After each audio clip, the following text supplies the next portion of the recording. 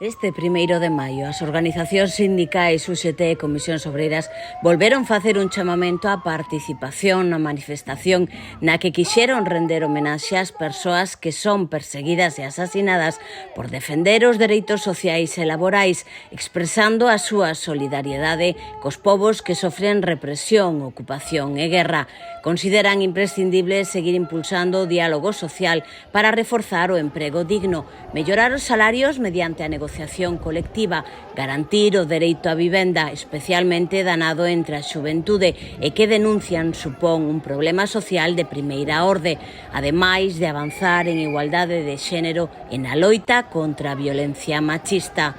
Pola súa banda, a CIGA convocaba unha concentración na Praza Maior, de onde partía a súa marcha para regresar despois ao mesmo lugar.